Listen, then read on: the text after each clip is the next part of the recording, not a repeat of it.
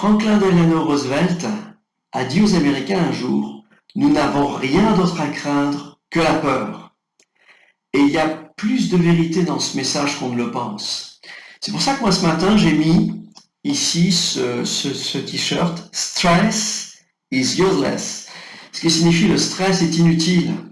Parce que vous savez que la peur, le stress, a le pouvoir de créer ce que nous craignons, ce que nous redoutons. De même que la foi a le pouvoir de créer ce que nous voulons, la crainte et les peurs ont le pouvoir de créer ce que nous ne voulons pas. Et c'est pas un concept personnel, mais c'est la parole de Dieu qui le dit. Job l'a dit il y a des milliers d'années, il a dit au chapitre 3, verset 25, « Ce que je crains, c'est ce qui m'arrive, et ce que je redoute, c'est ce qui m'atteint. » En fait, la peur et la foi ont le même pouvoir, ils ont le pouvoir de créer. L'un quelque chose que l'on ne veut pas, et l'autre quelque chose que l'on désire. Et les médecins d'ailleurs nous disent que la plupart de ceux qui ont le cancer ont redouté d'avoir le cancer. Les psychologues nous disent que 80% des maladies rencontrées prennent naissance dans les pensées. Le docteur Stewart Wolf, qui est un éminent neurologue, a dit ce sont ceux que la société fuit, les émotifs, les dépressifs, ceux qui sont au bout du rouleau, ceux qui ont des problèmes psychologiques, qui vivent des difficultés, des drames. Il dira d'ailleurs dans un pamphlet que les morts subites sont souvent occasionnées par l'abattement, le découragement et l'effroi. On a d'autres exemples comme ça, comme ceux que l'on retrouve noyés dans un lac ou dans la mer, sont bien des noyés, sont morts, non pas parce qu'ils étaient noyés, parce qu'ils avaient de l'eau dans leurs poumons, parce qu'ils avaient simplement eu peur. Et la peur les a fait mourir. C'est aussi l'expérience d'étudiants qui étaient en 4e année et qui font un bizutage pour les premières années. Et un jour, ils ont pris quelqu'un qu'ils ont attaché sur une voie ferrée. Et le laissant croire que le train allait arriver et qu'il allait le tuer. Et ils l'ont laissé là quelques minutes. Et le temps que le train qui était à côté d'une voie arrive et qu'il passe, et quand ils sont arrivés auprès de cet étudiant, ils l'ont trouvé mort. Non pas parce qu'il était écrasé par le train était passé à côté, mais parce qu'il était mort de peur. La foi et la peur ont une même puissance. Et nous récoltons le fruit de la foi comme nous pouvons récolter le fruit de la peur. C'est ce que disait Job, ce que je redoutais, c'est ce qui m'atteint. Et nous devons donc réaliser que nous devons vaincre nos peurs par la foi. Les gens aujourd'hui ont peur de vieillir, ont peur de ne pas finir les fins de mois, ont peur du temps qui passe. Certains ont peur de la maladie, du coronavirus, du chômage, la peur de catastrophes, la peur de problèmes qui peuvent leur arriver. Et la peur dans ces moments-là est vraiment dramatique parce qu'elle enlève notre confiance en Dieu. Pour nous chrétiens, il faut nous faire attention de ne pas nous laisser dominer par ces peurs. Parce que dans ces moments-là, je ne laisse pas Dieu me bénir. Mais je laisse le pouvoir à la peur, le pouvoir à l'ennemi de prendre soin de mes pensées et d'appuyer et de m'amener à une oppression qui vont m'amener à une dépression et je peux mal finir. Donc je dois réaliser que je dois dominer ça. C'est un combat que je dois mener dans mes pensées. Et Jésus-Christ, la Bible nous dit qu'il a été crucifié sur le mont du crâne, le mont Golgotha, comme si Dieu avait voulu que sa croix soit plantée au mont du crâne, le lieu de nos pensées, où Jésus a dit « J'ai tout accompli pour toi, j'ai tout pris pour toi, j'ai vaincu toute chose pour toi ». Nous devons réaliser que nous devons vaincre nos craintes alors par la parole de Dieu. Nous devons utiliser la parole de Dieu. Nous devons avoir foi en Dieu, déverser notre cœur sur Dieu dans ces moments de crainte, de peur qui sont là dans le monde entier. Je suis assez impressionné de voir à quel point les gens ont peur. Et pour vaincre ces peurs, nous devons premièrement éliminer les paroles négatives de notre langage. Éliminer les je ne peux pas, c'est impossible. Arrêter aussi de nous nourrir de choses négatives. Si nous mettons sans arrêt les informations qui circulent actuellement avec les morts sur jour après jour du coronavirus, mais si on se nourrit que de ça, mais comment allons-nous pouvoir être heureux? Comment allons-nous pouvoir être en paix si on nous nourrit de choses qui nous amènent de la peur? Non, nous devons nous écarter de... parfois, c'est bien de s'informer, mais il est surtout important d'être nourri de la parole de Dieu, de ce qui nous fait du bien. C'est pour ça que Philippiens, chapitre 4, verset 8, nous dit « Enfin, frères et sœurs, portez vos pensées sur tout ce qui est vrai, sur ce qui est honorable, sur tout ce qui est juste, sur tout ce qui est pur, sur tout ce qui est digne d'être aimé, tout ce qui mérite l'approbation, ce qui est synonyme de qualité morale et ce qui est digne de louange. » On doit nous nourrir de ce qui est bon, de ce qui est agréable, de ce qui est parfait.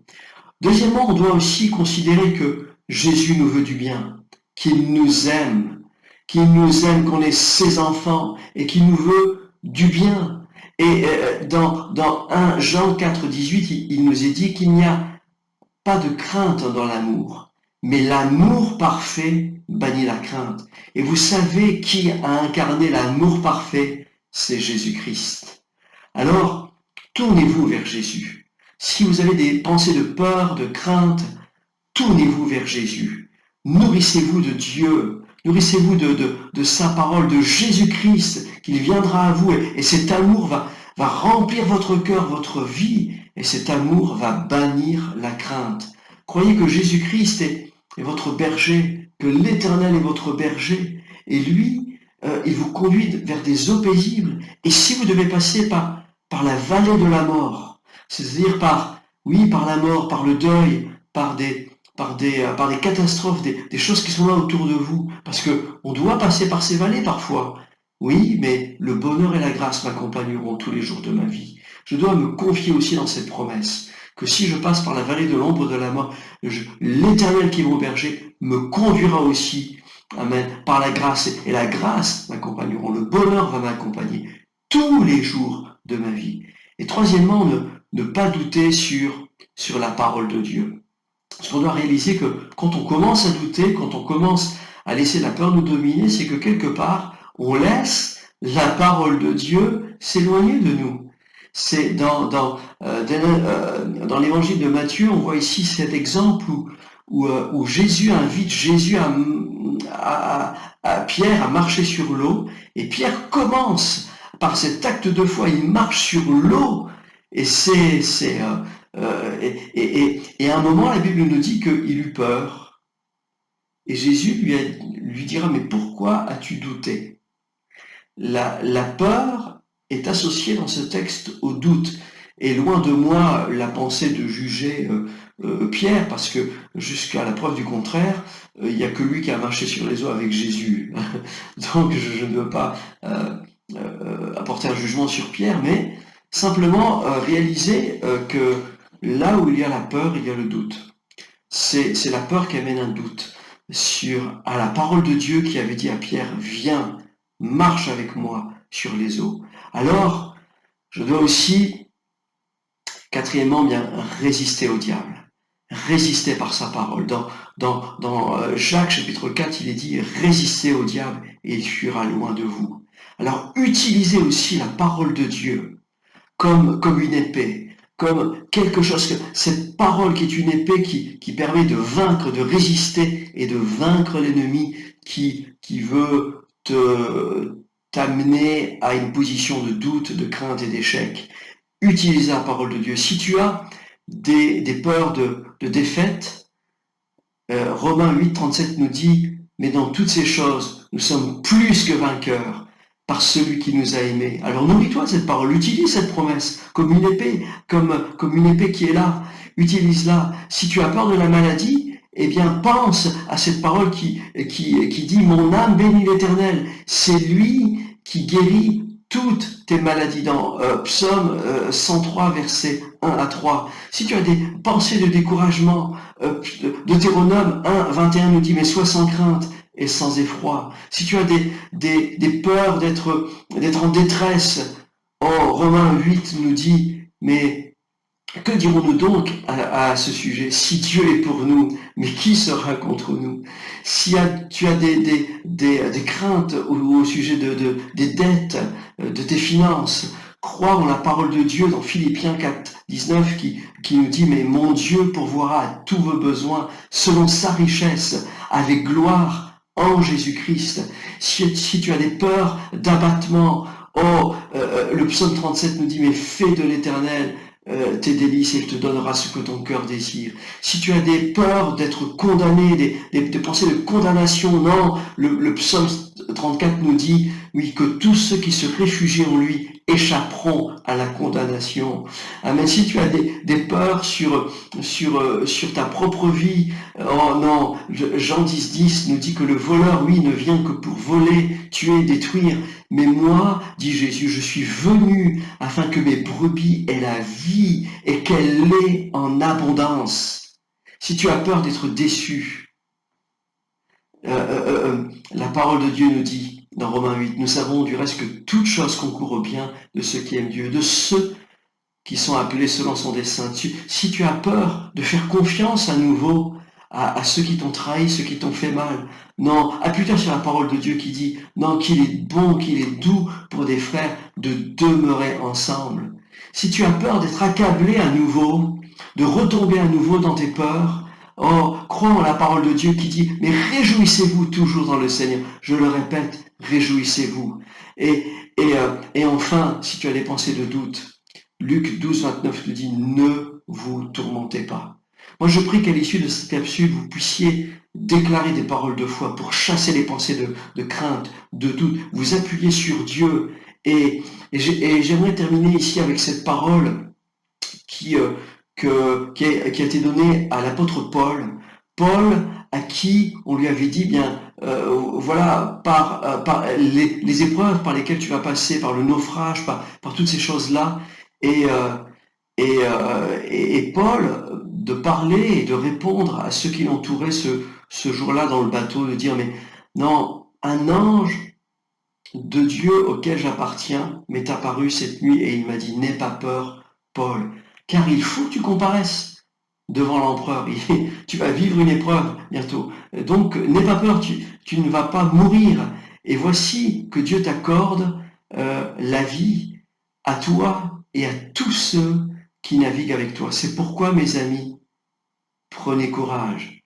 J'ai confiance en Dieu que tout se passera comme cela m'a été dit. Donc soyez sans crainte, parce que Dieu prend soin de vous. Et tout se passera selon la parole qui a été écrite.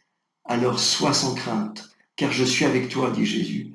Ne promène pas de regard inquiet, car je suis ton Dieu, je te fortifie, je viens à ton secours, je te soutiens de ma droite triomphante. Alléluia, que Dieu vous bénisse, Église, que Dieu bénisse chacun de ceux qui regarderont cette capsule.